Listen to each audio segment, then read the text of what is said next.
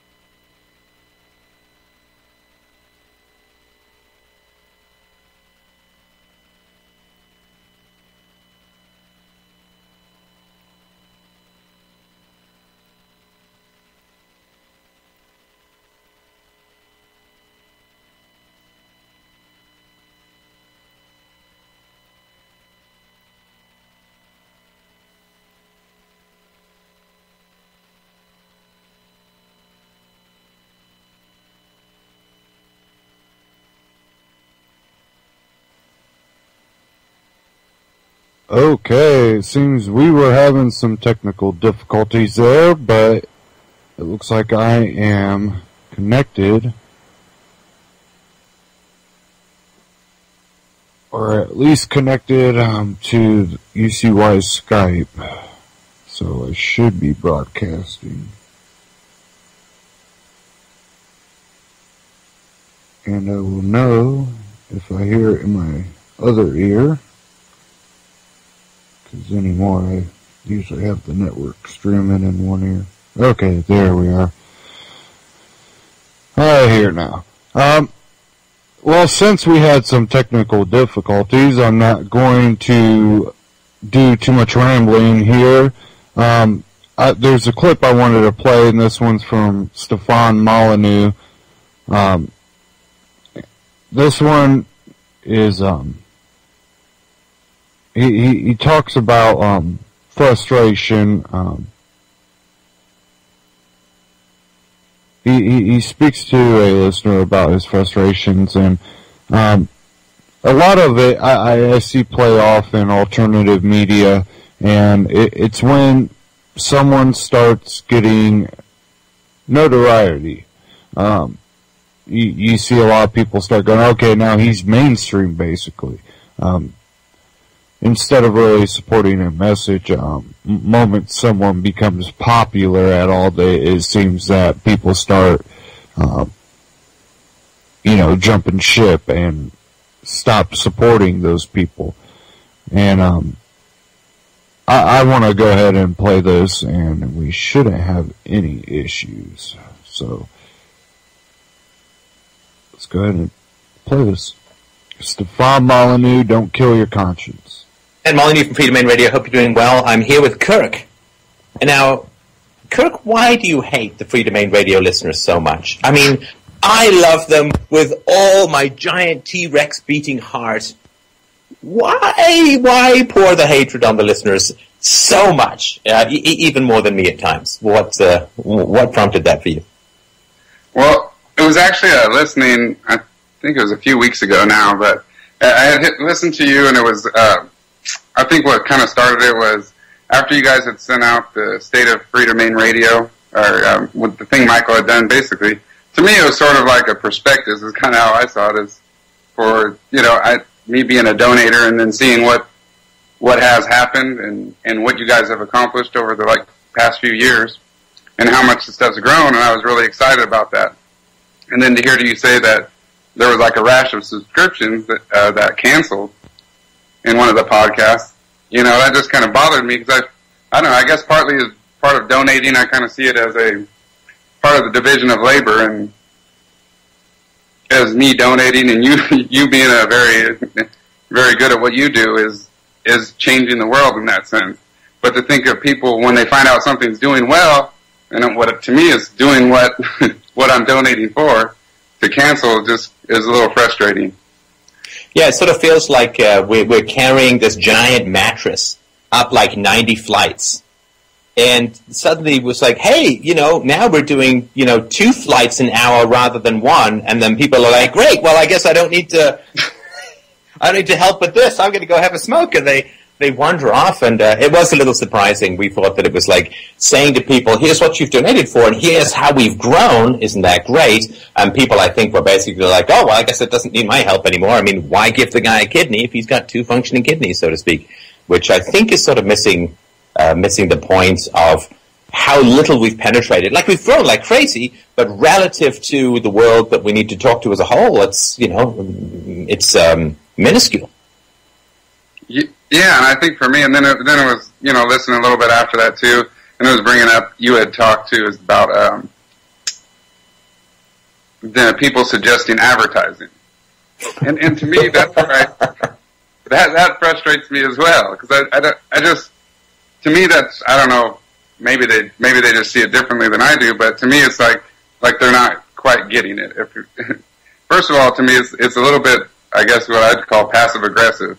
If someone comes up with an idea that's obvious, and that that I've heard you reiterate not wanting to do it many times on the podcast, but for people to still bring it up, and to me, it's just that I think obviously when you ask for donations, that someone's feeling a little bit of guilt or something like that, they're questioning, they're getting an uncomfortable feeling when you're asking, and then they're obviously suggesting ads, so that eliminates if he just does ads, then I wouldn't have to do anything.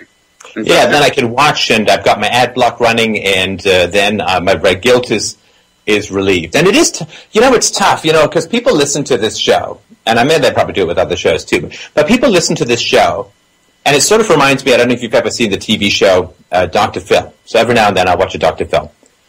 And he gets people to come on the show whose lives are a complete disaster and who have zero insight into how their history may have shaped who they are, how their impulses may have arisen out of childhood trauma, or no insight whatsoever. And they say, I never miss a show. I've watched your show religiously. I've been watching it. I think he's been on the air like 10 or 11 years or something like that. I've watched every show. I TiVo them. I watch them slowly. I kiss the screen. I get static reflections in the deep corneas of my eyeballs and stuff. And I guess a lot of people think that just viewing or consuming something is a way of learning it. And that's really not. Like, I can watch a whole lot of tennis. That does not make me a tennis player. And I think people, when I say you need to act on your values, in whatever form that is, and donating is a pretty easy way to do it. It's a lot easier than most of the other alternatives, like confronting your friends and family about statism and child abuse and spanking and, the military. $10 a month or whatever is pretty easy. But when I'm telling people, look, you need to stop listening, you need to start doing, this is not a show for consumption any more than you just read a diet book and say, well, that was interesting, and, faceplant into 3 cheesecakes. You need to actually change your behavior based upon these values. I think because the show is quite entertaining, I think people they're kind of reminded that this is not just a fun show. This is not just a show where you get to watch people wrestle with their challenges or whatever, but it's a show for you to change your behavior. I think it takes that, what they used to call the fourth wall in theater school. Like the fourth wall is you've got this room in a theater, and then the audience, there's a wall missing and the audience can see what's going in. And sometimes you used to freak audience members out by crossing out from the fourth wall, going and talking to the audience, involving them in the play, and so on. And actually, a friend of mine was in a play where the audience sat on the stage, and the entire play took place in where the audience normally seats. And it screws with people's perceptions. It makes them, sometimes can make them quite upset. And so when I kind of reach through the screen, right, and say, no, this is not for you to sit back and watch. This is, you can watch it you can listen to the show while playing World of Warcraft, that's fine. But at some point, the point of philosophy is to change your behavior. And donating is a pretty easy way to do that, to sort of put your money where your mouth is, so to speak. And I think that really bothers people. And the amount of backlash that seems to pop out whenever I remind people that they need to do something action-oriented with integrity, it seems kind of shocking. Like a whole bunch of people come into an Alcoholics Anonymous meeting, then at some point someone says, you really should stop drinking, and they're like, what? What are you talking about? I'm here for the stale coffee, the donuts, and the sweaty hugs from Meatloaf. So they just, they really freak out. And then, as I've mentioned before, I think what happens, Kirk, is they go into a parental alter ego. Like I'm coming up and saying, listen, I would like some reciprocal resources, and this is like a kid asking nasty parents for something, and I think that if they've had those kinds of bad childhoods, which is a real shame, I think that they switch into that parental alter ego and pour scorn out of a guilty conscience on the person who's asking for reciprocity. It is pretty tragic, but it certainly seems to happen every time. But that's just the price of asking for stuff. This is why a lot of people manipulate and do all this passive-aggressive stuff, because openly asking people for stuff is, provokes a lot of tension in people and can provoke a lot of hostility. Yeah, and I think, too, it's just, those conversations as well with, as far as you, I think it must put you into a tough situation because, trying to ask and legitimately push free domain radio forward, you have to ask the stuff, but yet that puts you in then when people are fighting back, and then if you say something back, whether it's the dollar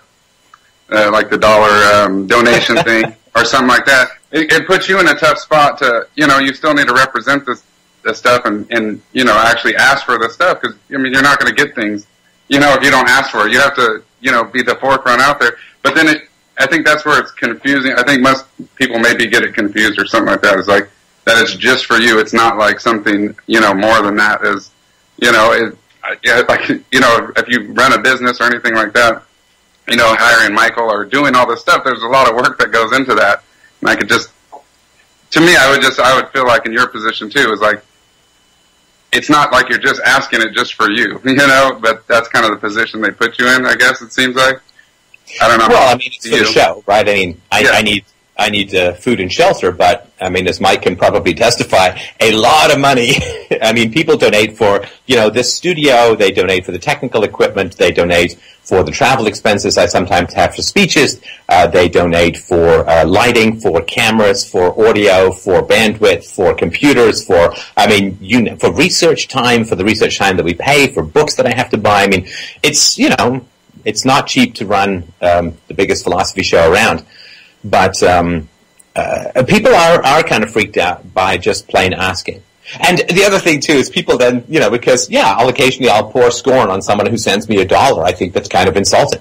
And I think it's pretty tragic, because someone can send me $1 and say, man, I'm really broke, this is all I've got. At which point I'll send the $1 back and say, listen, if this $1 is meaningful to you, please, God, don't send it to me. Like, oh, God, what a terrible thing that is, Steph. With my last bit of energy, I could theoretically go and get a granola bar, but I'm sending the money to you.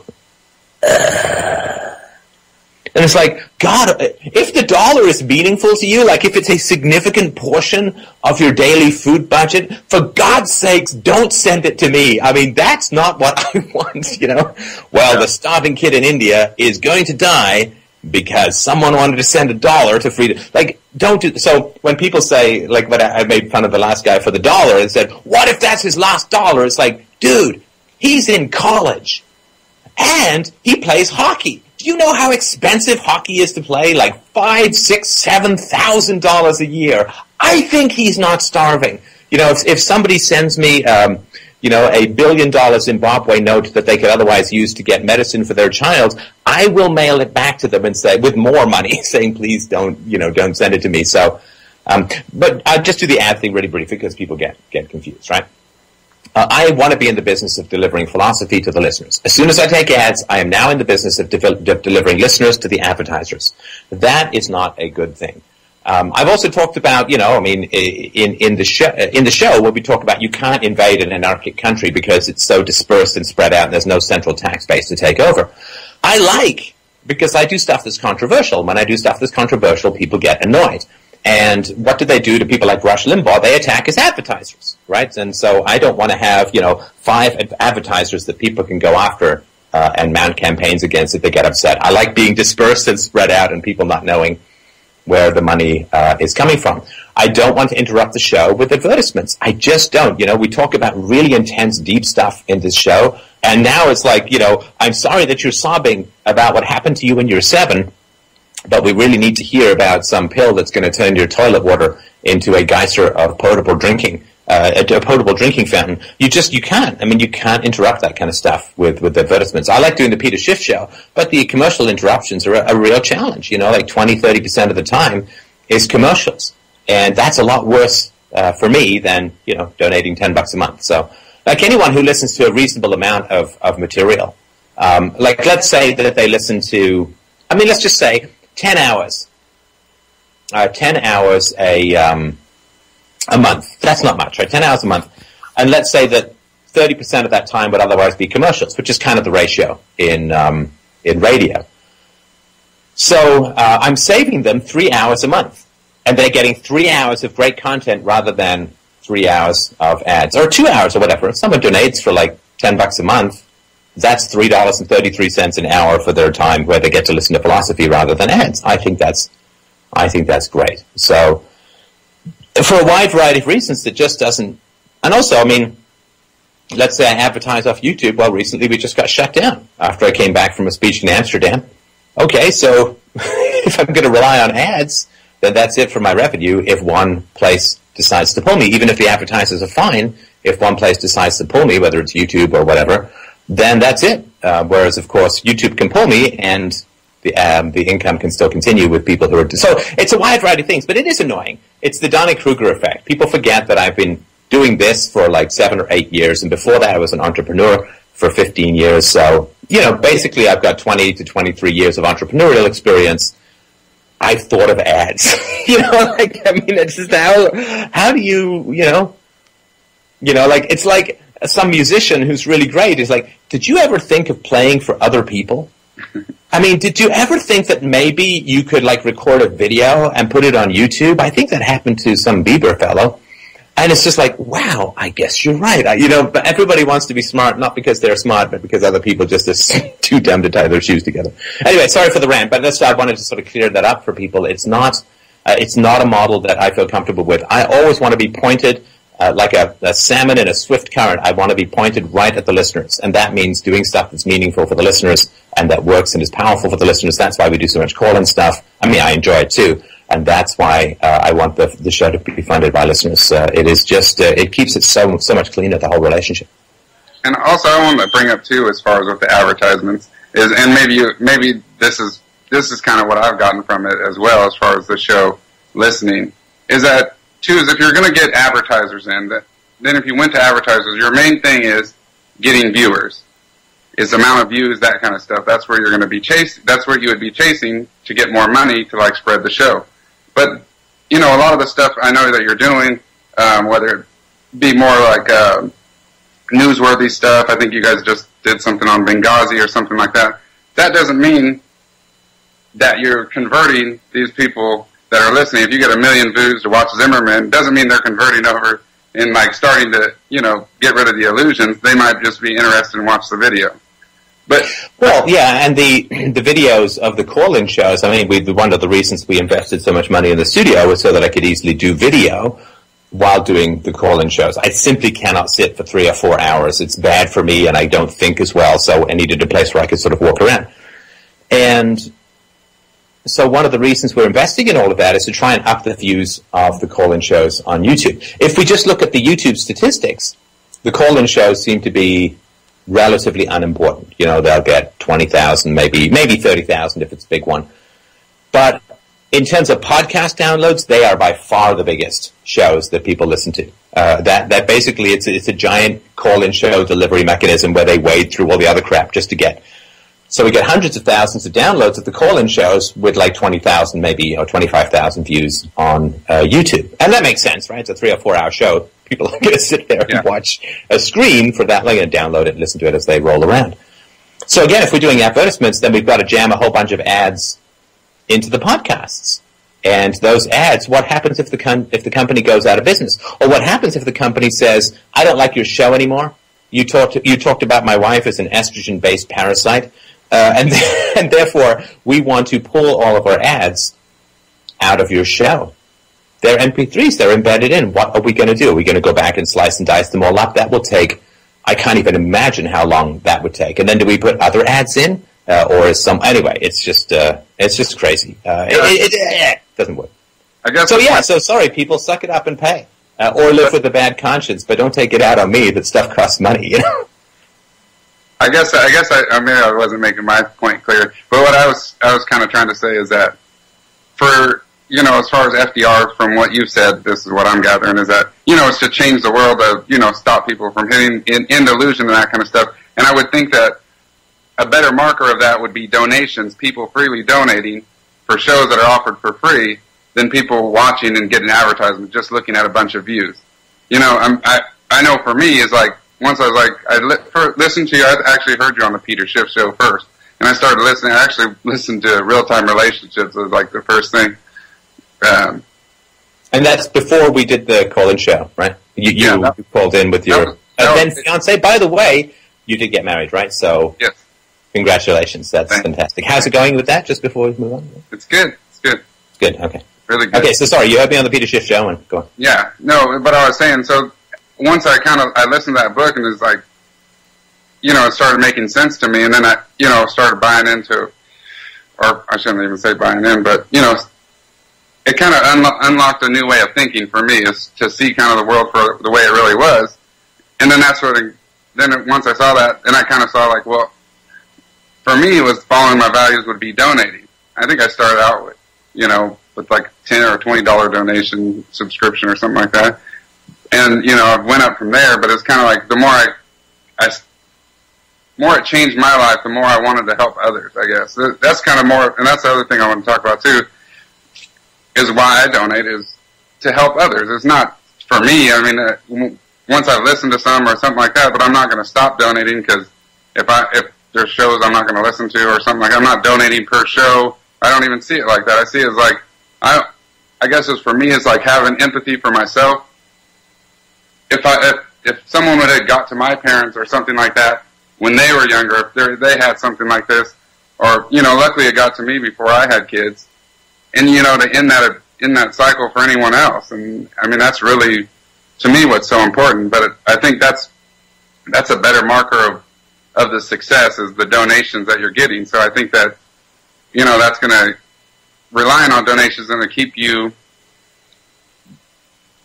driving towards that which is best for the world, I guess. Does that make sense?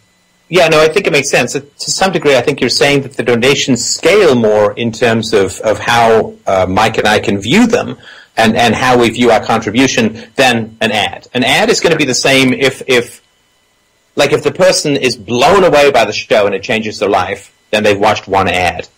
And if they're like, well, it was an okay show, but I was just listening to it in the background while I was doing my hair or whatever, so we don't know the difference. With donations, people can say, damn, Steph, that was a fantastic show. Here's $3, rather than $2 or $1 or something. Just kidding. But no, they can donate it. They could say this show, like we sometimes get donations where people say, this show just blew me away. And then if they give a substantial donation, then it's like, okay, well, that show, at least for this person, it's more measurable in terms of its impact with money than it is in terms of its impact with just a click. I mean, we don't know. It's like binary as opposed to scalar, if that makes any sense. Yeah. But, yeah, I don't know. The other thing, too, is about that dollar thing. I was thinking about that. I was going to try a little experiment with similar to that. I was going to write it down on a receipt at a restaurant. Really, really great service. Best ever. $1 tip. But I just couldn't seem to no. do that. I thought don't make the waiter suffer because someone is that way inclined for this show. And I used to refund those. Like for me, anything I'd get that was a couple of bucks, I would just refund them because I was just like I don't want it. I just by the by, and people say, well, but Steph, you have 160,000 subscribers, 175,000. If every one of them donated $1, it's like, yes, and if all the rain in the world fell on me, I would be crushed. But it doesn't. Anyway.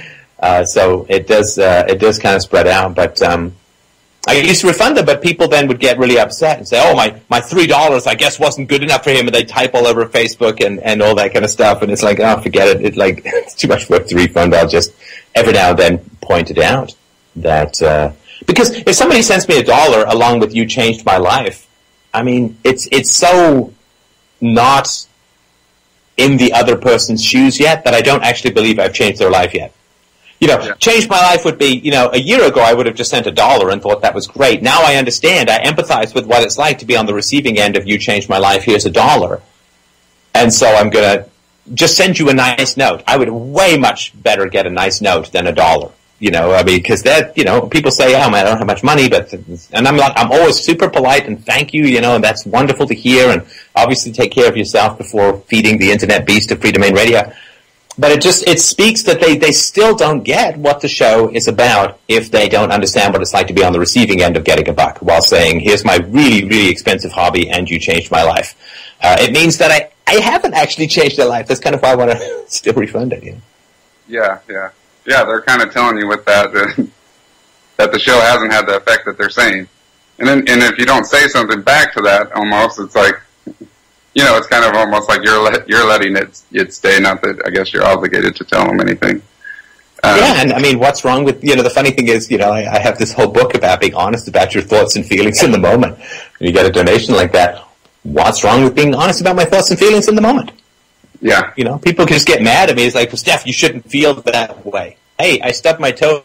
You can say to my toe it should feel differently, but this is how it feels. I'm going to be honest about it. But it's good to prick people's conscience once in a while. And it's also great to take the giant fire hose of the band hammer, like to the YouTube channel, and to the message board from time to time, and to Facebook. You know, when you say stuff that really pricks people's bad conscience, if they believe in economics, but they say, well, we don't need the government because the problem of the free rider can be solved in a free society, and then they themselves are a free rider who refuses to pay for something, then, you know, if they get angry, it's the banhammer is thirsty for the blood of trolls this morning. She shall drink deep of the blood of the goblin trolls. And it's great. I love just cleaning those people out. And, you know, the last thing I want is for a total dickhead to say to people how much he loves Free Domain Radio. Like, I think that is really, really fantastic. Like, you want the fattest people in the world to say they hate your diet book, not that they love your diet book. And so getting trolls angry and storming out is like, mwah! I mean, it smells like victory. It smells like delectable troll farts of exit strategy. So I sort of want to point that out. And there's this weird thing in business where you have to keep all your customers. Absolutely not. Absolutely not. Oh, man. The idea that the customer's always right and you keep all your customers is fine for retail when people are cycling through, but it's not for any kind of movement that aspires to any kind of virtue. Anyway, sorry, I'm sort of rambling, but I hope that makes sense. It's like Pareto's law that 20% of your customers would take up 80% of your time. Yeah, and if people are, you know, trolly or difficult or negative or volatile or something like that, I want them to really not like this show, and that way they keep other people away from the show, you know, like, because anyone who says, you know, this guy's a real asshole. I'm not speaking about the dollar guy, I'm just speaking in general. This guy's a total asshole, and he really hates that show.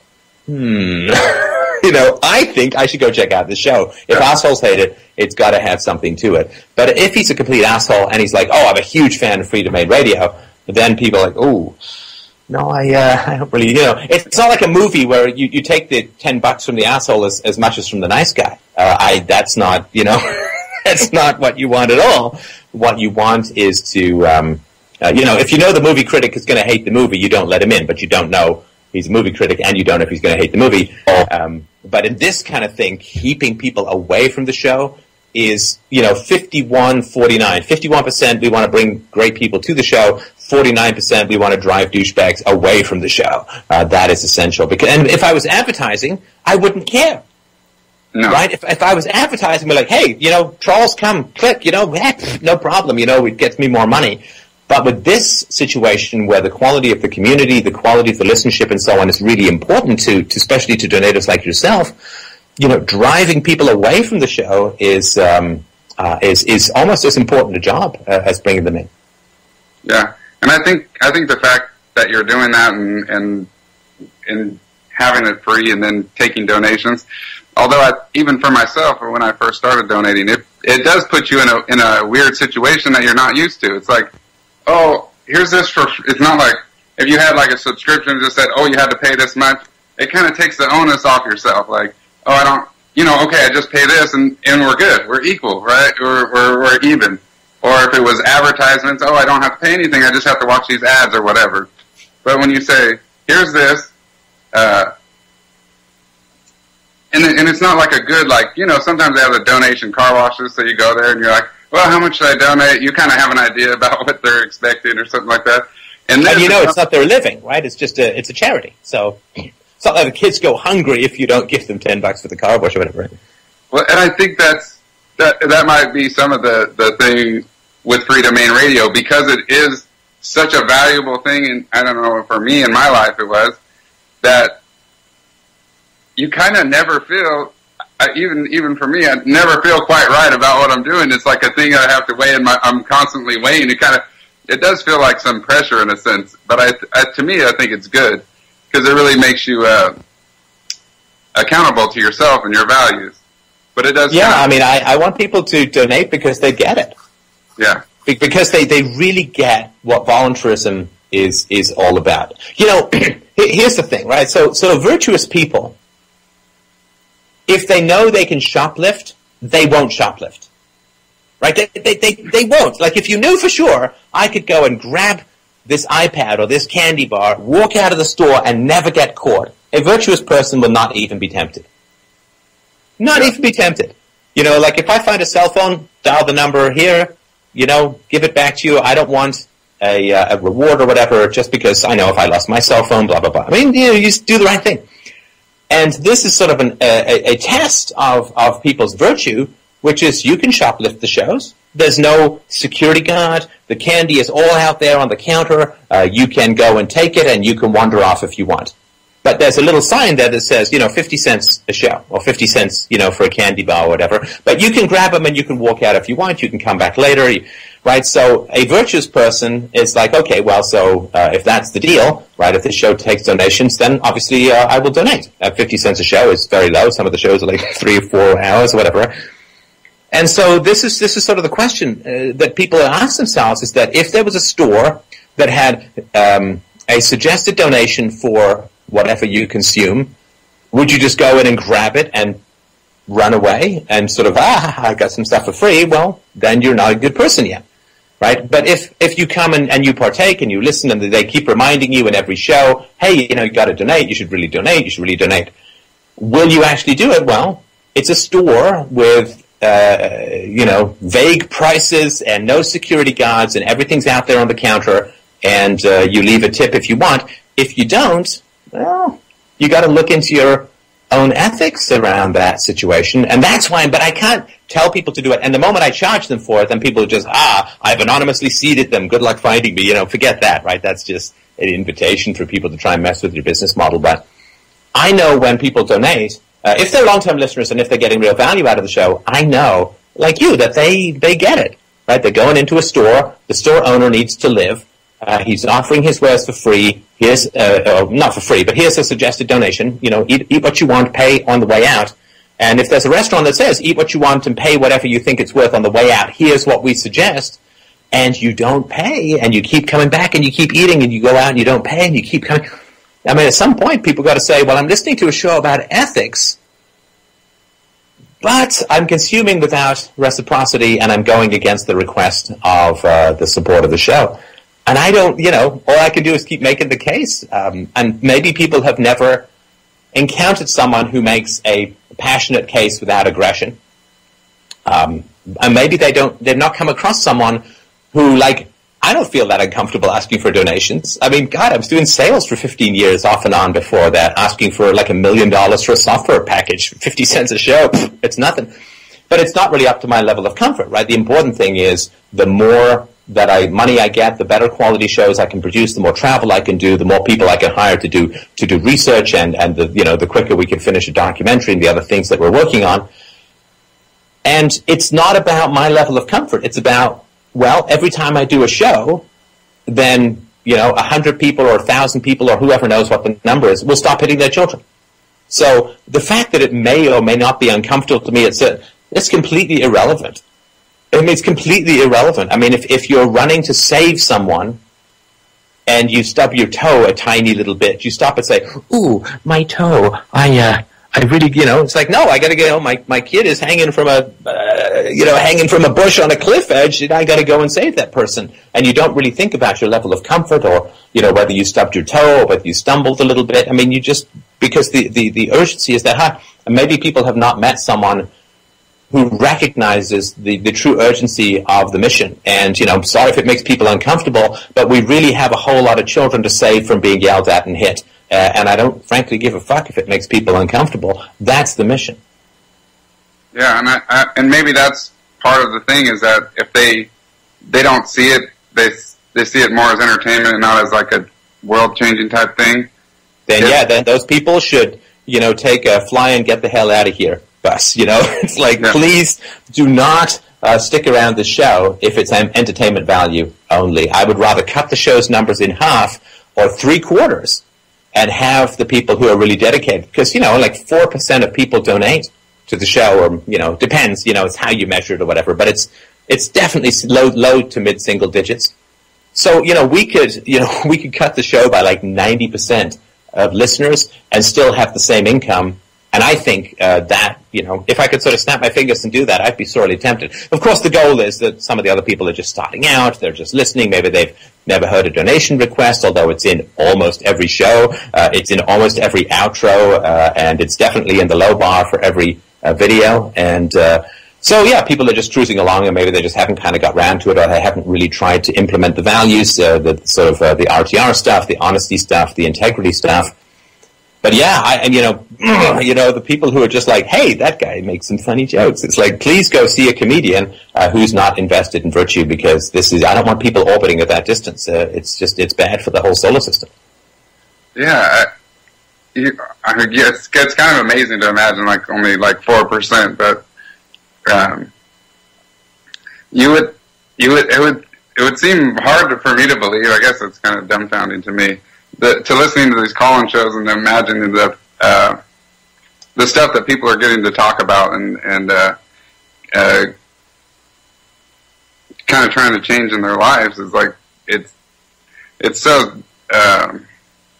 It's just so powerful as far as for me listening that you would think that people would understand it more. I know you've read some stuff from people that have wrote in and how it's changed their life and stuff and things with kids. And I know, like, for me too, I've wrote into, Michael and too, and talked about stuff that's changed in my life for my whole family, really. It's like taking this stuff back and, now my brother and my sister, when they have kids, they're not going to hit. They're not, you know what I mean? And taking that stuff to change it throughout families, and even talking to people at my work, I, talk with them about, not hitting their kids, not doing that kind of stuff, and trying to spread the message that way. And it's amazing. I mean, because this stuff, it's only, I know you say it's as far as multi-generational, but you think of stuff like Bitcoin and things like that. But, as smart as kids are, and if you do, it really is about how you approach them and talk to them. And they're not far from changing. The kids they've already changed. You know what I mean? It's just us not changing them the wrong way, I guess, is the thing. So I just can't believe that people don't get behind this a little bit more. Well, I mean, to translate from theory to action is a domino effect, right? So it's like, okay, fine, I'll donate $20 a month, or, what is that, 80 cents a day or something like that. Then what happens is your brain says, shit, really? What? We're not just listening? We're going to actually start to change our behavior based on philosophy? And again, I would rather people donate much less money and spend more time doing, what you're doing. Don't get me wrong. I appreciate your support as well. But, if people were saying, I can only afford $5 a month, but I have committed to telling 10 people a month about peaceful parenting, fantastic, then I can live on the $5 a month, and I'm much happier then for that. But I don't think people really get what it's like to actually just start living your values in whatever way, shape, or form. And it's hard for me to sort of explain to people. You're just happier, right? But I think you'd mentioned that you felt a sort of before and after when you began to sort of support the show and really put stuff into practice. It makes a big difference that you can't really explain to people before they do it.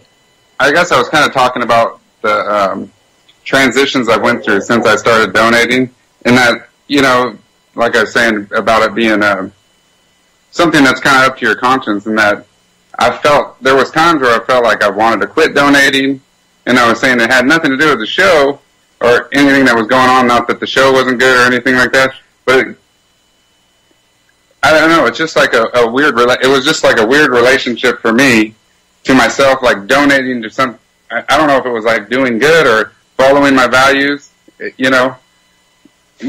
well, we all want to jump out of philosophy from time to time. I mean, we all do. I mean, there's nobody who quits smoking who says, that was wonderful. I'm never going to have an urge for a cigarette again, right? I mean, we're all raised to be addicts to illusion, through government schools, through religion, through family structures that are often dysfunctional. We're all raised to be addicts to illusion. Philosophy is saying, screw the illusions, I'm going for truth, reason and evidence. But it's not like that just changes. I mean, there's times when I've wanted to just say, screw it, I'm going back to I've changed my name, go back to the software world. That's, because there's steady income and less controversy and so on. But, yeah, we all want to get off. Of course we do. Absolutely. I mean, this is true of all change until, like, people who were quitting or wanted to end slavery. I mean, some of them were like, ooh, I don't know, it's a moral crusade, but, it's kind of dangerous, kind of upsetting. People were getting mad at me. Now we're not tempted by slavery at all, at least the overt kind. But, yeah, during that time of transition, I mean, there's no like, I took the red pill, and now I'm never tempted by the blue pill, and I never want to go back. Of course, I mean, that's natural. You want to quit donating. I want to quit doing the show. It happens from time to time, and you just say, okay, well, this is just my addiction trying to lure me back, and, you listen to it, and you negotiate with it, and you move on. Yeah. Yeah, and I think that's true, as far as those times are pretty much long gone. And it does feel good knowing I think that's the positive end of of donating for me, is to knowing that there's people, and hopefully there are people out there that can't afford it, that, my donations enable them to be able to listen. And that's the person I imagine I'm helping, that there's someone that's, listen, they're not hitting their kids, or someone that's, changing their mind, or maybe there's someone like seeing you, just even the fact of this, there might be someone, that's in their teens right now that's hearing you and saying, wow, this guy can make it doing philosophy as a podcast. I want to do that. And he's going to dedicate his life to doing that. And and he might, that person, that man or woman might leave me completely in the dust, might be fantastic. And way better at what I do. You never know who you're going to reach, who's going to have either money or talent or resources, who is going to just be the next great big thing and can take it far further than maybe I could for whatever reason. And that's what people help as well. Or the people who say, well, I used to listen to that show, it hugely helped me, and now I've moved on, and therefore I'm not going to donate anymore. Or, and again, when I say that, I always mean time and or money or whatever it is, right? And it's sort of well, I graduated from that school, so I'm never going to, but they have this whole alumni thing where you give money to the school even though you've graduated, because you want other people to have the great educational experience that you had, even though you're no longer attending the school. People kind of get that, it's well, I was baptized, so I'm never going to contribute another penny towards baptisms. It's no, that's, according to the philosophy or the theocracy, that's how you get into heaven and so on. So, yeah, even people who say they've moved on, it's okay, well, they had a huge positive impact in your life. And so you can help that spread to other people with whom it can have the same positive impact, but, keep sharing or keep donating or whatever it is going to be. But people are well, I've moved on. And it's philosophy is not the kind of thing that you just, A, you don't just move on from it, and B, even if you found some way to do it, the more people share, the more they support the show, the further philosophy can reach. And, we've got some significant competition. We can't dunk babies' heads in waters. We can't snip the ends of penises off for kids. We can't get tides. We can't, I'm not going to threaten people with hell. All I'm going to do is remind them that the buffet is free, but donations are necessary for the food. And so don't steal, basically. Yeah. Well. Now, listen, Kirk, we can move on, because I know you had another. We can sort of switch if you want, because you had another question. Should we just hang up and call back about that? Yeah, that's fine with me. Okay, fantastic. Right. Thanks. And thanks for talking to me. Oh, thanks for bringing it up. It's obviously a big topic, and something that, we as a community, I make my request, we as a community can talk about if there's better ways to do it, or better ways to spend time, energy, and resources to spread philosophy. I'm certainly happy to hear it, but I appreciate you bringing up this topic, and, of course, I hugely appreciate the support that you've shown the show, and I'm glad that you got married and you're enjoying it. And again, that was from Stefan Molyneux, Don't Kill Your Conscience. And the reason I really wanted to play this is I've seen a lot of discussion about people asking for donations or trying to sell something. And I kind of look at it as kind of basically the way, he said, you come in, you can eat all you want and pay on your way out what you believe, you owe, and you constantly leave without giving any thing in return. And I understand for a lot of people, they don't have maybe the money to donate.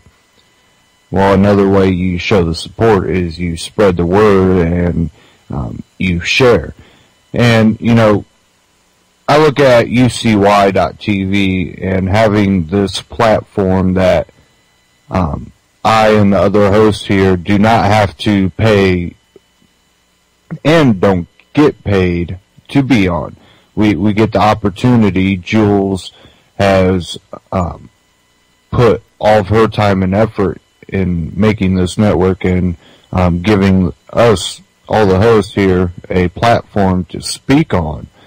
And, you know, it shouldn't be a big deal for Jules or any of the other hosts to say, hey, donate to UCY.TV. Go to UCY.TV. There's a donate button right there. You know, a lot of us, you know, might prep, buy prepping gear. Look into maybe, you know, the possibility of some type of nuclear fallout, or, you know, that whole Fukushima stuff going on, and they might want to look at type of prep gear for that. Check out go to UCY.TV, click the little Amazon button, and, you know, find the gear through the UCY.TV link. And that helps support the network. And, you know, I don't think it should be a big deal for, you know, the network to ask for donations or ask you to buy through their links to help support them. Because, you know, just being with this network from basically the beginning, I've watched how much effort and work has went into building this network and what Jules has done. And, you know, she's doing this that way people can spread the word, and we can try to make a better future. But, again, she has a family she has to raise. She has her own obligations. And for her to put all this time and effort, I don't think that it's a big deal. I don't think, you know, the upkeep on the servers and machinery to run this network, you know, if you're listening to this network all the time, and this network has given you informative information, has affected your life in, you know, a positive way, I don't think it'd be a big deal. And most of you know I've kind of had my website stagnant right now, and that's because I'm slowly building this infrastructure and trying to get things in place to actually do what I want to do with my website. And I'm doing that directly out of my pocket. And, you know, I've mentioned, you know, I have a donate link, and that's usually all I do. But, you know, this stuff is coming out of pocket, and to be able to build that platform to actually bring high quality stuff, I plan on changing my broadcast up completely, which I have people that I'm lining up to be guests on the broadcast and really get in depth into a lot of the philosophy and political and the news side of everything. And when I launch that, you know, when I actually launch everything I'm planning on doing with my broadcast, you know, that takes effort, that takes money. I'm having to upgrade all my equipment. You know, things start getting outdated. You know, definitely computers and the machinery anymore, to keep stuff like that updated, to be current with the rest of society, you know, at least here in America. Of course, around the world it's different. And we try to bring you high quality stuff.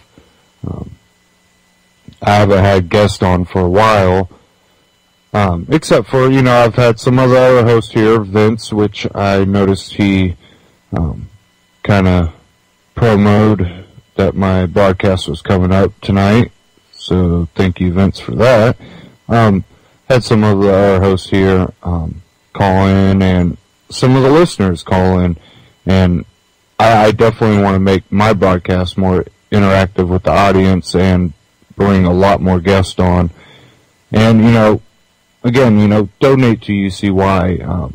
If any of the hosts, you know, have their own website and you want to help support them too, you know, that stuff is needed. And when you have the funding, you can properly do what you need. And I understand that, not everybody has the funds to donate, and again, feed yourself. Don't, we're not starving over here. Definitely make sure you have the food on your plate. But if you want to see things grow, when you want to see, things discussed that you're not going to see on mainstream media, you need to support those, networks and those groups of people that are doing that for you. And I'm so thankful to Jules for what she's done. And, she's put long hours into this, full days and, time away from her family. So, much appreciation to her for that. And I just hope to see a lot of support go to UCY, because I know that it's not easy and it's not cheap to do what she's doing and what UCY is offering. And, no longer do I have to record my broadcasts and put them in some type of archive.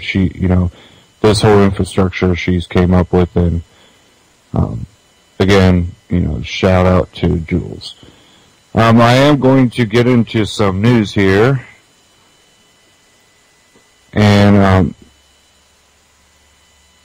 I have one here out of benswan.com. And this one is exclusive, candidate for governor arrested, or libertarian candidate for, governor arrested for gathering signatures. And this is out of Ben Swan. I'm going to play this clip real quick and then get into this article.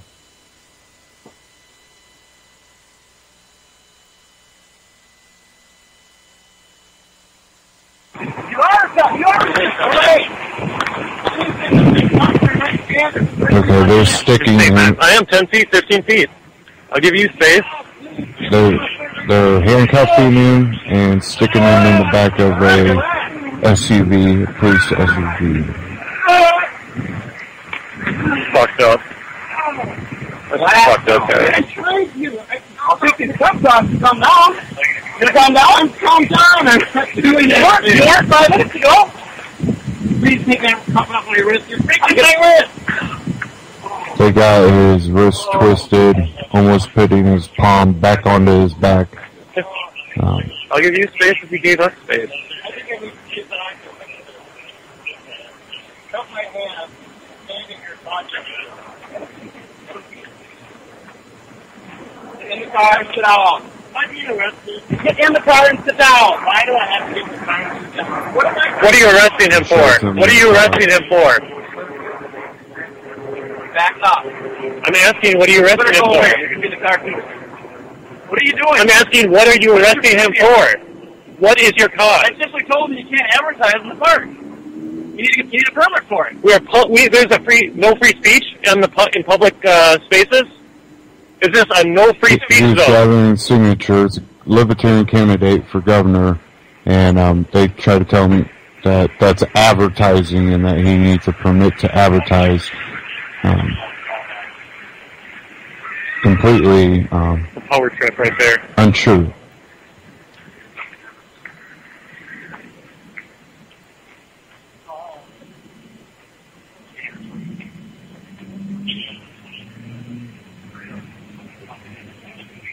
And that cop was also, puffing up his chest and trying to threaten the guy that had the camera. And the guy with the camera kept backing up. Definitely a threatening gesture. Now here out of the article, it says here, Lake Calhoun, Minnesota, 4 months. BenSwan.com has reported on the uphill battle libertarian candidates.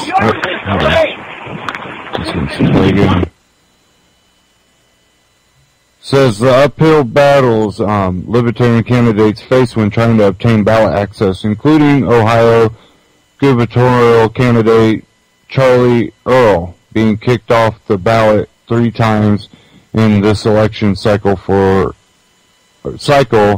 Florida gubernatorial candidate Adrian Willey being arrested for driving without a license only a week after he was invited to take part in the state's one gubernatorial debate. But it is Minnesota gubernatorial candidate Chris Holbrook who may go down as facing the most outlandish attack on his attempt to get onto the ballot. Holbrook was arrested Thursday afternoon at Lake Calhoun while gathering signatures to gain ballot access. According to the Minnesota Libertarian Party, candidates of minor political parties in Minnesota need to gather 2,000 signatures during a 2-week period that ends June 3rd to be listed on the ballot for statewide races. That was what Holbrook was attempting to do when he was approached by 5 local park police officers. We were sitting in the parking lot of the park, and the 5 volunteers who were with me were starting to sort our literature. A park police officer came over to us and asked us what we were doing. I told them that we were going to gather petition signatures, and he said, you can't do that here. We know that we are legally allowed, says Holbrook. Because Holbrook and the LP volunteers were aware of the law, they explained their right to be at the park. Within 10 minutes, another 4 officers were on the scene. Holbrook and those with him began recording the confrontation with police. The officers asked for my ID, which I refused because I had committed no crime. He ordered that we stop filming him with our cell phone cameras, which he said was illegal. Then he grabbed me, twisted my arm, and smashed me against his vehicle.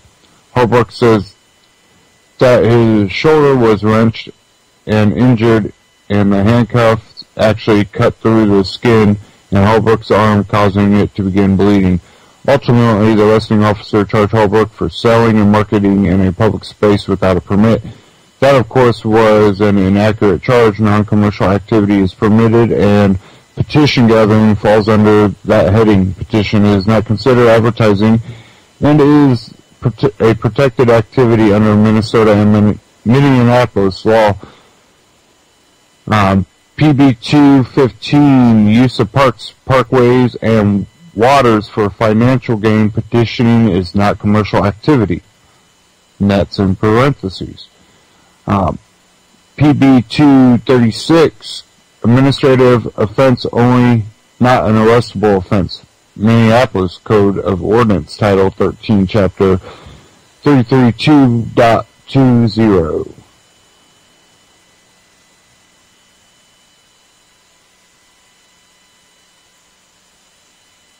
What's more, by Thursday evening, the charge against Holbrook had already been dropped as he received an apologetic call from the park police chief. In addition, the Minneapolis Parks and Recreation Board apologized. Park statement via Chris Steller. This afternoon, the Minneapolis Park Police issued a citation to Christopher Holbrook, Libertarian candidate for governor, for violation of Park Board Ordinance PB 215, use of parks, parkways, and waters for financial gain. The incident and citation were reviewed this evening by Park Police Chief Jason Lahoto, who determined that the officer earned and misapplied the ordinance. Park Police Chief Lahoto has dismissed the citation. Chief Lahoto directly contacted Mr. Holbrook this evening and apologized on behalf of the Minneapolis Park Police Department for the error in issuing the citation. The Minneapolis Park and Recreation Board and the Park Police Department understands and upholds First Amendment freedom of speech in the parks. As for Holbrook, he says that rather than receiving a call from the chief, he wants to know why the officer who assaulted him wasn't making the call. He hasn't been given an answer asked why he feels he was targeted. Holbrook's answer is fairly simple. When you see 5 guys wearing yellow t-shirts that say question authority, the authorities respond to that. So, you know, it's one of those things that it's definitely, you know, completely outlandish, and it's a thug reaction to seeing something like that, and that's, you know, something that libertarians definitely are in complete support of, is questioning authority. You should never blindly follow anybody that claims authority. And that's the thing, they claim authority, we don't grant them the authority, unless you do grant them the authority, but that's up to you. But one thing that was in that is the cop trying to tell them to stop recording with their cell phones, that it was illegal. Well, here's another article here out of Ben Swan. First Circuit Court rules recording of police protected by First Amendment. The First U.S. Circuit Court of Appeals has ruled that the filming of police officers during arrest or otherwise is a constitutional right protected by the First Amendment. The decision came after Carla Garrick, a New Hampshire native and resident of the Free State Project, was arrested in 2010 after attempting to record on her cell phone a traffic stop involving her friend and the Weir Police Department, according to RT. Garrick's cell phone malfunctioned, though, and failed to record the incident, but the officers still arrested her on charges of obstruction, disobeying a police officer, and what the courts are calling unlawful interception of oral communications. Citizens' rights to record officers in public has been hotly debated over the past few years, with many police officers and departments saying citizens do not have the right to film officers while carrying out their duties. The Department of Justice in 2013, according to Politico, argued not only do citizens have the right to film officers in public as protected by the First Amendment, but citizens are also protected by the 4th and 14th Amendment from having any such recording seized by officers without a warrant. Many states have held hearings on similar cases involving the recording of officers. In 2012, the state of Illinois ruled in favor of the ACLU of Illinois to record police officers while they are publicly performing official duties. In some states, particularly in Massachusetts, the law reads citizens can record officers, but only if the citizen tells the officer beforehand they are being recorded. If the citizen were to privately record the officer, this could be considered a crime. In the case of Garrick, the court ruled it is clearly established in this circuit that police officers cannot consent consistently with the Constitution, prosecute citizens for violating wiretapping laws. Oh, there it goes again. My page keeps jumping. Wiretapping laws when they peacefully record a police officer performing his or her official duties in a public area. The First Circuit Court covers the states of Massachusetts, New Hampshire, Rhode Island, and Maine, and this decision may nullify any laws in those states which make recording officers a crime or otherwise. So, things like that, you know, we keep seeing that, well, the courts keep upholding, but the officers will many times claim that you don't have a right. So it's definitely important to know what your laws are, too, that whether you have to tell them that you're recording or you can just record because it's in a public space. Or if you're able to record no matter what, if it's on your private property, which I usually recommend closed circuit recording devices. And a little sticker on your screen door or window letting them know that you're being recorded on these premises. So to protect your butt and make sure they're not abridging your rights. Okay.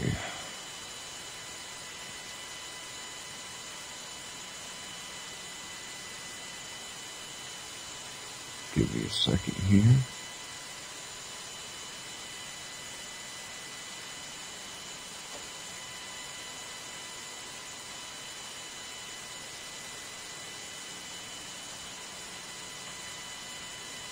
As things slowly load.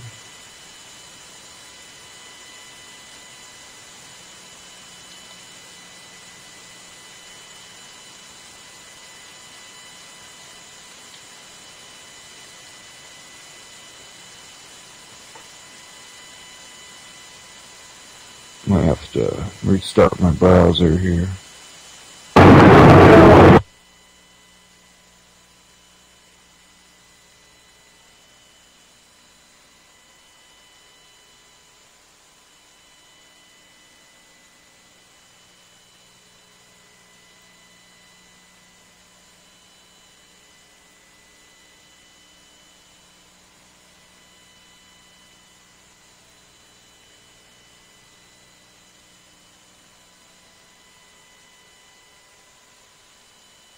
Okay.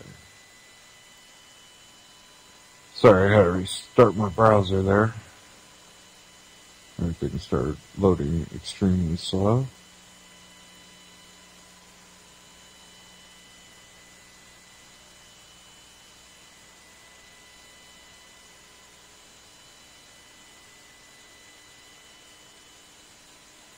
Okay.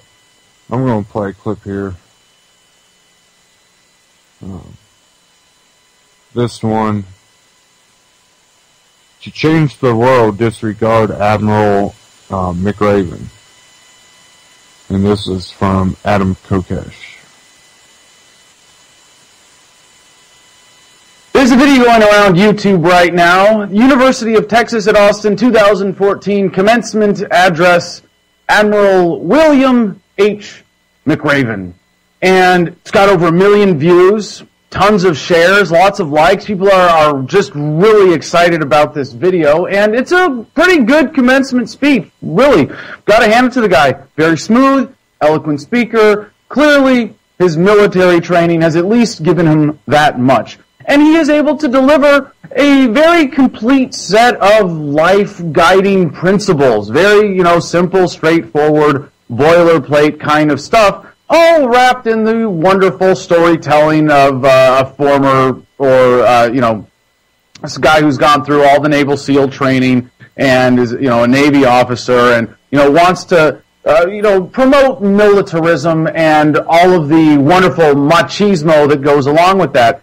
And there's a theme to his speech that is really noble, and it's changing the world. As he said, what starts here changes the world. I have to admit, I kind of like it. And he says there are 8,000 students graduating from UT, and he goes on and makes this, silly mathematical comparison, where he extrapolates and says, if you just touch 10 people every day and those 10 people touch 10 people, well, then in 100 years, the graduating class here will have reached 800 million people. And it's, like I said, it's a great pep talk. And he's got all these great machismo stories about, well, when I was in the Navy SEALs, there was this day when, we had to swim in mud up to our necks in the freezing cold, and it was until dawn, and we started singing, and therefore, singing is good, and keep your head up, and it's like, the kind of platitude stuff, and it's not bad advice, really, in and of itself, by any stretch of the imagination. Lots of practical nuggets, lots of fun stories, but there are some, how should I say this? For a man in uniform, glaring contradictions in his speech and in his message here. He says, respect everyone. If you respect everyone, it makes it kind of hard to be in a military based on, to put it mildly, disrespecting people who get in the way of American interest, which we know is a code word for the interests of the sponsors of the American government and the military-industrial complex, and all of the other corrupt forces behind our political class on Capitol Hill. So, right away, I see this great oh yes, respect everyone, unless the politicians tell us to kill them. Yeah, then it's a good idea, then we should go and do that. And he said specifically, step up when the times are toughest. And great lesson, platitude, wonderful. I can't disagree. Put it on a motivational poster. But again, there's a serious contradiction here, or at least a significant blind spot in this guy's awareness. I mean, I'd like to think he's not dumb. He's a good speaker.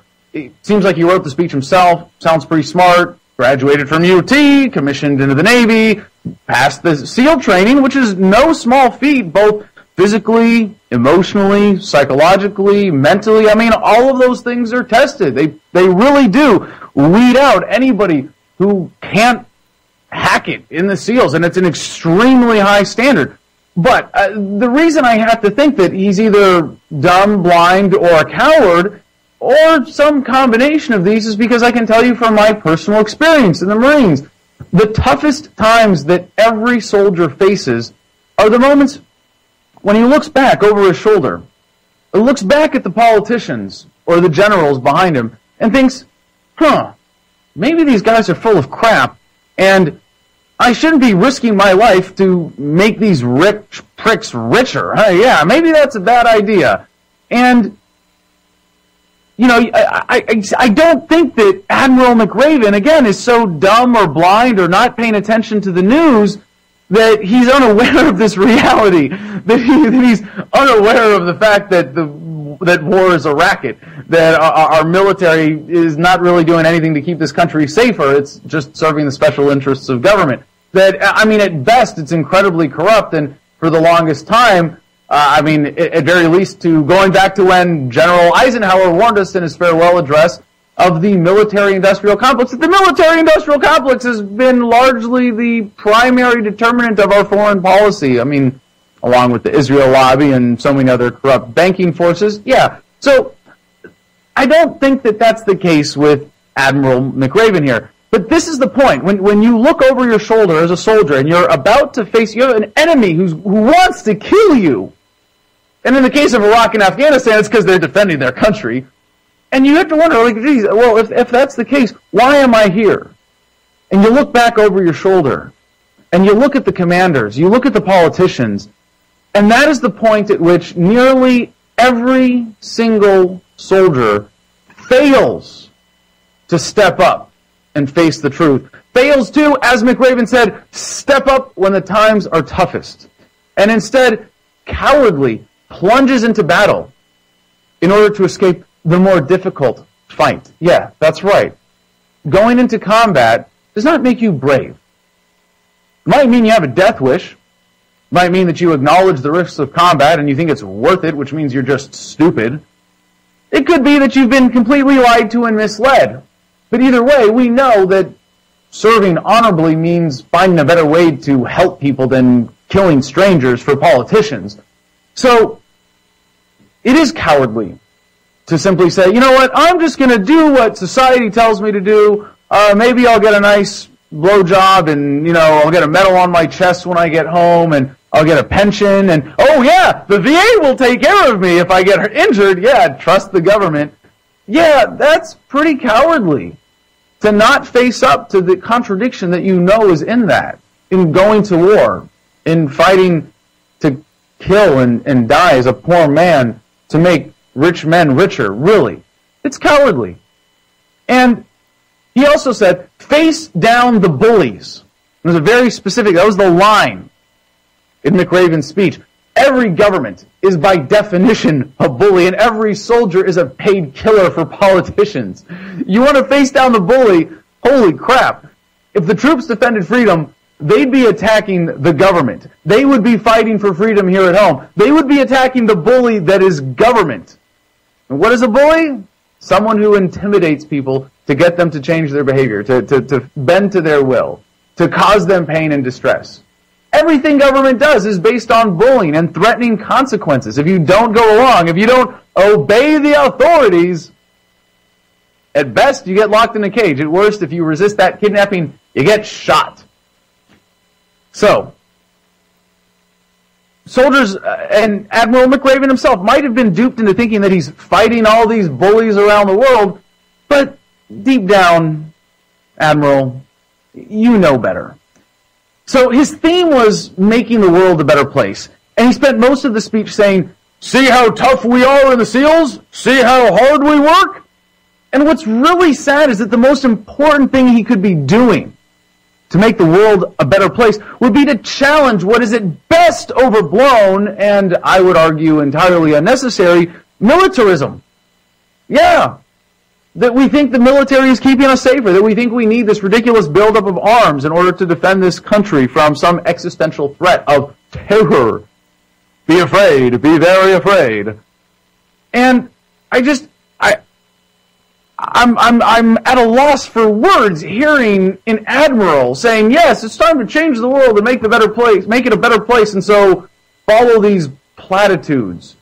Don't think too hard, don't challenge authority, don't face up to the real fights, but in these very narrow ways, because when he says, step up when the times are toughest, he means in an external sense, when everybody agrees that they're the toughest, when there's an obvious physical challenge, but when it's a mental challenge, when it's a psychological challenge, when it's a real challenge of courage, no, just go along with the herd.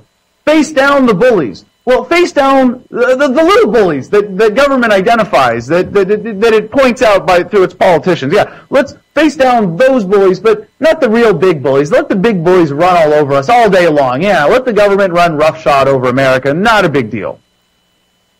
And then this idea of making the world a better place. Can you imagine how much better off we would be, all of us, if the intense effort and the insane amount of resources that goes towards protecting the government racket and exploiting poor men to die in rich men's wars was instead directed to productive efforts?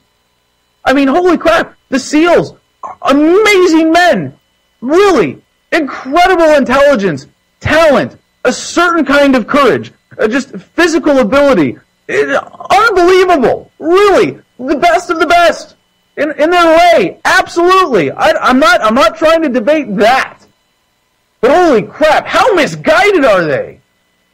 Can you just imagine if all the SEAL candidates busting their butts to survive freezing cold mud and insane training exercises instead maybe put that effort towards inventing the next big technology? Ending hunger? Just a suggestion. I mean, maybe people would get along more. Maybe there wouldn't be as much conflict in the world. Creating a better education system? Making cheaper cars? Starting businesses? Being entrepreneurs? Figuring out better ways for humanity to get along? That would change the world. So I was really excited. And, you know, it was one of those things that we always seem to talk about, you know, how governments, you know, unnecessary evil. But a lot of times I also see the same people basically causing fighting. That is what government uses to legitimize themselves. They go, hey, look at these people. They'll sit there and, you know, they'll kill each other. Everybody's going to just sit here and, you know, I got mad at that person, so I'll go shoot him. You know, anarchy is chaos. And a lot of that is just anger. A lot of times it's, how should I say, misinterpretations of attention. It's one of those things that people seem to just react without thinking. And it'll be the same people that will say, well, you know, government is unnecessary evil and it doesn't do anything good, but then in the same stroke they will, you know, do something that will allow government to go, look, without us, this would just be going on rampant because now we have to send the cops in to defuse us and arrest people. And without government, you know, and we don't say, well, without government, there won't be any crime. we say, hey, without government, we'll have better options. No one will have a monopoly on force. You won't have this monopoly created where they can go up. People that drink or smoke marijuana or do drugs should just be arrested, and it's illegal even though they're not hurting anyone. It will make it illegal and then arrest them. And we've seen prohibition on alcohol that didn't work, and alcohol has been proven to cause quite a bit of harm in society. And that was the whole reason behind, we'll make it illegal. And they find out, well, it doesn't get better when you make it illegal. It actually gets worse. And for some reason, people can't figure that out with the war on drugs. And you still have people going, well, we need it because that stuff's bad. Well, alcohol is bad too, but we understand that prohibition doesn't work. It's one of those things that you can't get stuck in the same cycle if you're going to look for change or become the change you want to see. You have to start acting. And I'm not saying everybody's going to be perfect. You're going to, trip, fall, you're going to screw up, no one is perfect. You will be hypocritical at times. And that's okay. If you're trying. And, that's one thing, I do. It's not, or I do good because I'm good. I do good because I take an effort in doing good. I take an effort in making sure things that I do are adherent to the principles I believe in.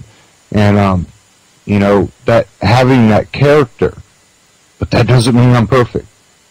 I screw up. I make mistakes. And, it's one of those things. You own up to the mistake. That way you can recognize the mistake you make. That way you can fix the mistakes you make.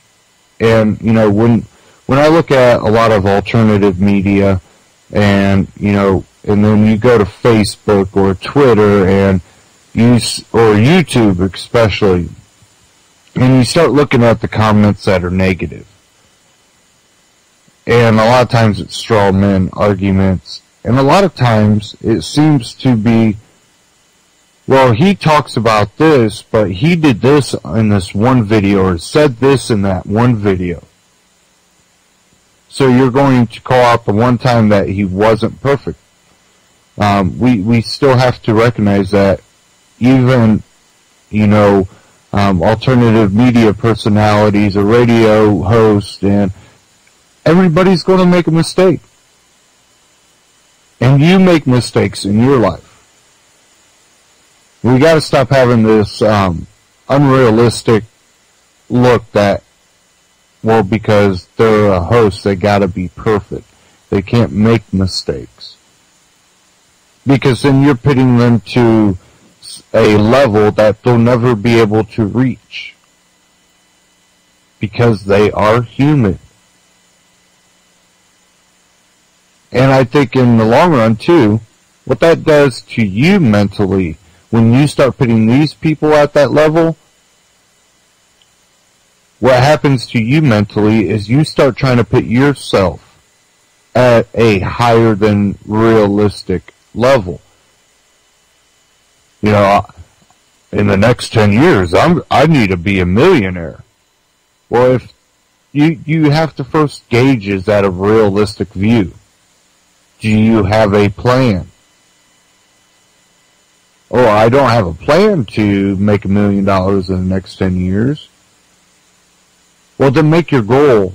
Let's make a plan to make money and see if we can come up with a plan that's successful.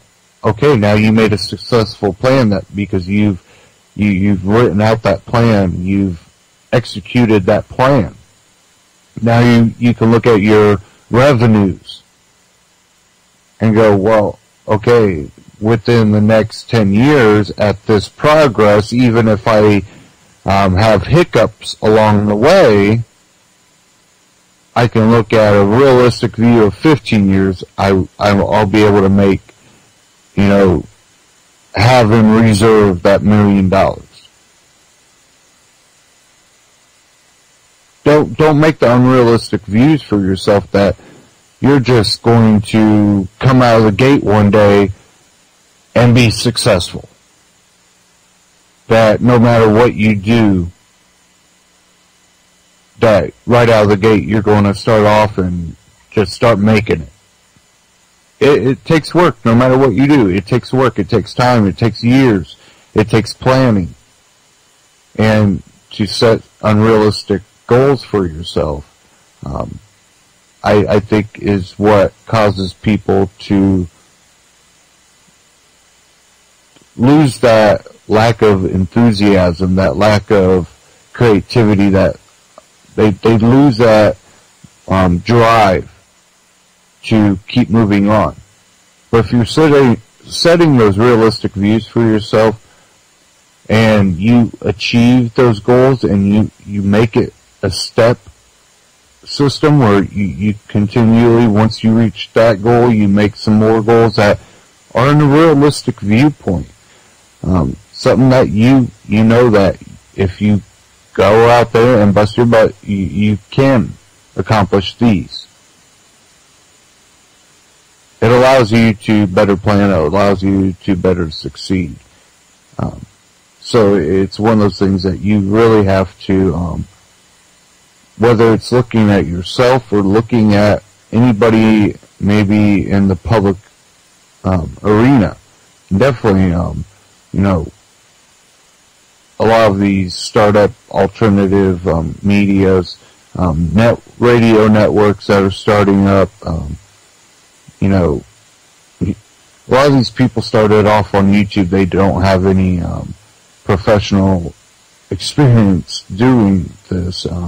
Unlike, Ben Swan, he's been in the media for a while. But there's other people that they just went on YouTube and started off, and people liked it, and they kept growing it. And now, because they are becoming successful in what they do, that they're somehow not human, that they shouldn't make mistakes. Again, you're setting goals for them that they'll never be able to reach. And a lot of times at the beginning, the goal you set for that public person that just started doing videos on YouTube, going, I like their message, I think they will get a lot of views, they'll reach a lot of people, they'll get a lot of subscribers. That was a realistic goal you set for those people, and you watch them accomplish that. Now you're going, well, they're not perfect, they're not doing this, they're asking for more money. Well, it takes money to grow a lot of these operations, and, again, that's why I think people need to support these networks that they listen to. And, again, it's as simple as going to UCY.tv and hitting the Amazon link and buying prep gear from Amazon through that, and that helps support UCY. Again, I don't think that's asking for too much. And I know a lot of people buy a lot of stuff online anymore. Definitely a lot of times the cheapest way to go. So, check that out, I put affiliates on my website. I don't get paid for them just to be there. Therefore, I'm not afraid of funding being pulled away. I definitely am not funded by them. But that gives you a great resource. My Patriot Supply, if you're looking for non-GMO seeds or things like the Life Straw,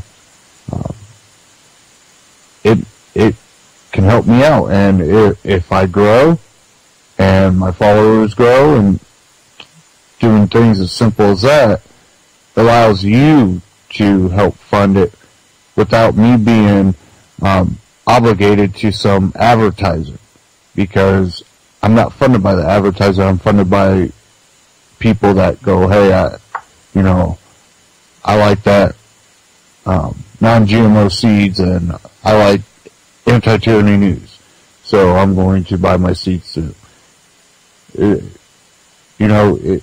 It's a lot different than a lot of these large corporations and their websites, where even though some of them might have Google ads or something, at the same time they have private ads that these big other corporations pay to be on.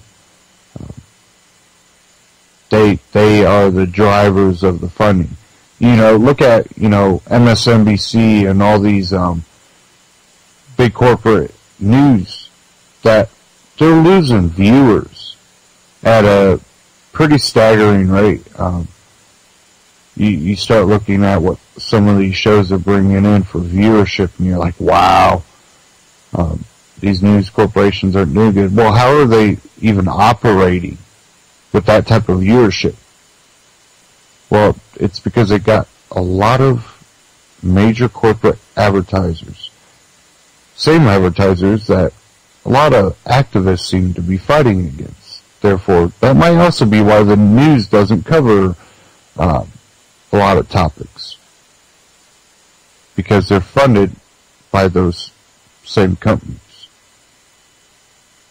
But eventually, that low viewership is going to go, so low that even those corporations are going to be like, well, why am I paying for this? That last show got 10,000 viewers. I think there was one on CNN. I can't remember. It might have been another network. That only, this one show only got 25,000 viewers nationwide. A national show, 25,000. And, when you start seeing numbers get that low, I believe you're going to see a decline in corporate funding to them. And they're going to probably start seeking out a lot of the alternative media. And I think it'd be interesting to see what alternative media companies sell out to. Let's say if there's a alternative media outlet that's for crops and farming and livestock, and they get into that, they might at the beginning go, hey, we should do this organically, and get those non-GMO seeds. Those are pretty good. Then all of a sudden you start seeing maybe Roundup commercials or hear Roundup commercials. Then they go, yeah, I've had a weed problem this year, and I went down and got me some of that Roundup, and it took care of the problem. I don't think it's going to harm my crop. You start seeing that direction go. There's one ag show that's on here locally on one of the talk radio stations, and there's constant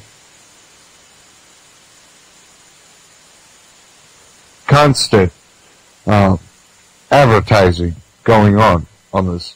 They'll talk about it, but it's constantly with someone that's with a corporation. And they always are going, well, that's why, our company, we have this product, it's called this blah, blah, blah, blah, and that usually take care of that type of problem. And I've seen farms that had that problem, and that problem has been bad for the last couple of years. By the way, dude, I tell you, our company has something that does take care of it. I think it's the best thing for you. And that company should do it. And that's the only guest you ever hear on this, these ag shows. I'm like, this is just nuts. You don't ever hear anything about any type of organic. Definitely no homesteading type talk. It's all about factory farming. Everything on that show is based on factory farming, and almost all the hosts all the guests seem to be with some type of company. or promoting a company. So it's just one of those things that a lot of that is affecting their viewership, because I think a lot of people are waking up. It at least seems that a lot of people are truly waking up to it. And when that happens, viewership falls, and then those corporations are going to seek out the sellouts, the people that are willing to throw their message in the trash can for a buck. Hey, I'd be welcome to advertisers to help me grow what I want to do. But in absolutely no way do I want to be reliant on their funding. I'd rather be reliant on the funding of the people that support me. Won't ever, throw my message out the window for any sponsors. I don't throw my ideology or morals out the window for any of the listeners either. I hope people that listen to me listen because they just want to hear my thoughts. Whether they agree or disagree, it's not, well, let's change his mind. You might, if you throw ideas out there, if you come up with solutions, I'm always willing to listen to other people's opinions, and I don't hate anybody for their opinion. I might hate their opinion, but that doesn't mean I dislike the person. I've met a lot of people that I completely think that their personal ideology and their personal morals are, I don't know how to even put it, are kind of scrambled, that there's no real basis to their ideology or morals, that they don't have a grounding in what they believe in, and I could even believe it to be unhealthy, but that doesn't mean that that person is a bad person. I'm always trying to help people along. Definitely when you see someone struggling, if they're trying to figure things out and they're kind of reaching for solutions or ideas or a belief, always trying to help them out. I think one of the healthiest things is the ideology of freedom and liberty and, truth. And when you have that fundamental ideology and that grounding in a belief, and you can really accomplish. And you look at a lot of the socialists, the people that truly believe in this communist socialist view, they are grounded in their belief and how they believe it to be. I think history has proven them wrong. Might be a good idea on paper, but when it's all played out, human nature proves it to not be successful. But they're grounded in it. They truly have a belief. Therefore, they're dedicated in what they do. You look at the socialist type movement right now. They're not huge.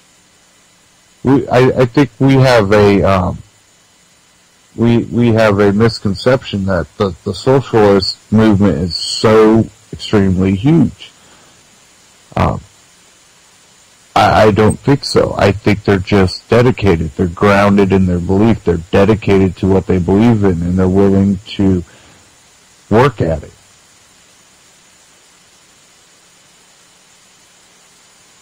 That's why there's not enough public outrage over what's going on with government. Because the ones that are working extremely hard are the ones that are truly grounded in their belief. And people are like, well, why aren't the libertarians? A lot of libertarians are really grounded in their belief. Why aren't they successful? And I've had this asked a lot of times, and it's a real simple answer. And what it is you look at libertarian ideology and you look at socialist ideology. Libertarian ideology doesn't allow for the concept of that the true libertarian ideology doesn't allow for the concept of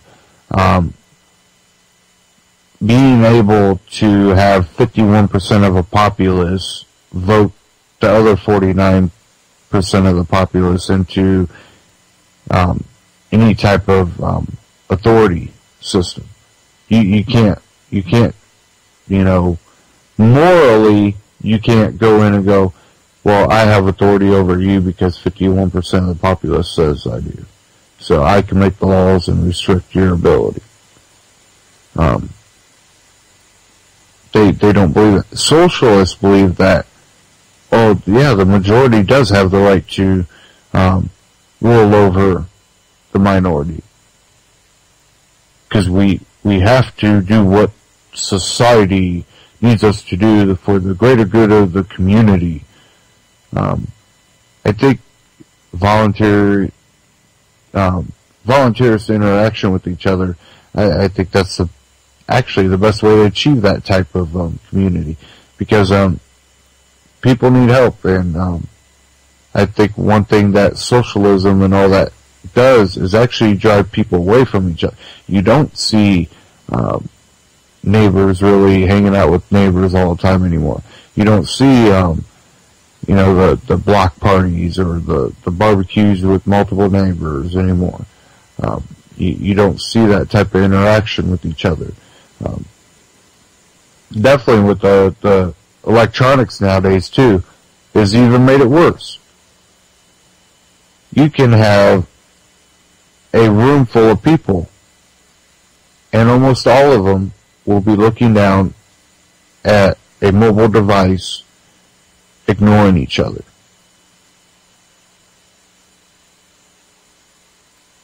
We've gotten to a point where I think it shows through this whole society change. The more we get closer to a socialist, everything has to be done for the community or the collective. When everything has to be done for the collective, and then you have the technology on top of it, it gets to a point where everybody is paranoid about the next person. You're looking to see what that person's doing. They're looking to see what you're doing, and you're both paranoid that each other are looking at each other. Because you might do something wrong that goes against the collective. Because what's human nature? Human nature is selfish. I think you have to be able to exploit that selfishness for the greater good of society. And that's allowing people to be entrepreneurs, to be able to have that free exercise of their individual ambitions, as long as it does not hurt the next person and does not abridge their rights and does not abridge their property. Their person, it doesn't threaten them. I think that is the best way, but we can't have that with government. What does government do? It helps create those monopolies and that, well, we don't like what one company does, so we're going to restrict all companies. That's kind of that elementary type mentality that they treat you and me and the rest of society like elementary school students. one of you did something bad, so now you all don't get recess. Is that not what it seems like? Whenever one person does something bad, everybody is affected. That's childish type activity, and I think, again, being something that you see them do in the public school system and elementary school and stuff. One person does something wrong, everybody gets punished.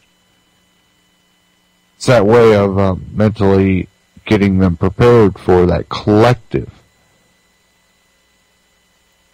And you live in fear of stepping outside the line, because then everybody's affected and they'll bully or, gang up on you. Because you made it harder for them. Even if you do nothing wrong, nothing morally wrong, nothing that abridges or hurts anyone, but it's just because someone dislikes it or finds it offensive. So now you shouldn't be allowed to do it. And you do it anyways. And then no one's there to defend you because it's the collective getting punished. They're not looking at, well, we're getting punished for something that's stupid. That's stupid. We should get punished, and, he should be allowed to do that. It's not that. You get taught at that early age that, no, see, you don't want to do something that makes everybody mad. And it's it's manipulation of young kids' minds, and I think that feeds into how society operates. Because I think more people would stand up, but they know if they feel if they stand up, will there be enough people there to back me up? Because if I do this, there could be repercussions that affect everybody. Well, when it starts negatively affecting other people, a lot of times they quickly back off. Oh, I no longer support you.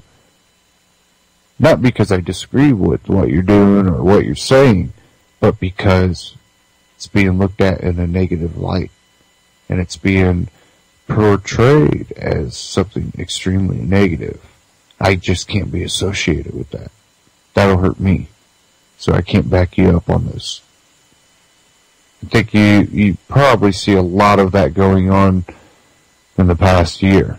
I think you can really look at a lot of instances where that has gone on in the public eye for a long time, really. But it's really being, I think, amped up, and again, it's been beat into us as young kids.